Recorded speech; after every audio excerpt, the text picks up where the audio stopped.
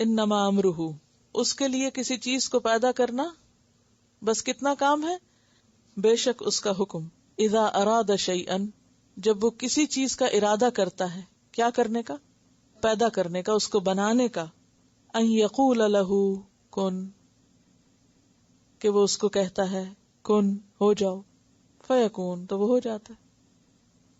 اس کے لیے تو کچھ بھی مشکل نہیں، وہ تو صرف کن کہتا ہے، ارادہ ہی کرتا ہے، اشارہ ہی کرتا ہے.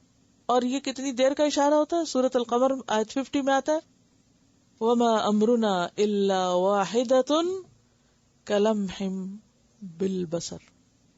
جیسے کن کہنے میں بھی شاید دیر لگتی ہو، آنکھ جھپکنے میں کوئی طاقت نہیں لگتی، کوئی دیر نہیں لگتی، اللہ کا حکم اتنی دیر میں نافذ بھی ہو جاتا ہے. جو بنانا چاہے وہ بن چکتا ہے، بن چکا ہوتا ہے سب کچھ. سورۃ النحل میں آتا ہے آیت 40 میں انما قولنا لشیء اذا اردناه ان نقول له کن فیکون.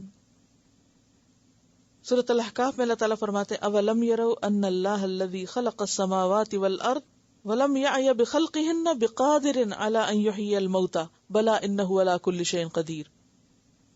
کیا وہ دیکھتے نہیں کہ جس رب نے آسمان و زمین کو پیدا کیا اور وہ ان کے پیدا کرنے سے تھکا ہی نہیں، عاجز نہیں آیا، وہ اس پہ قادر نہیں کہ مردوں کو زندہ کر لے؟ کیوں نہیں، وہ تو ہر چیز پہ قدرت رکھتا ہے. تو اس سے کیا پتا چلتا ہے کہ مرے ہوئے انسانوں کو دوبارہ پیدا کرنا اللہ کے لیے کچھ بھی مشکل نہیں.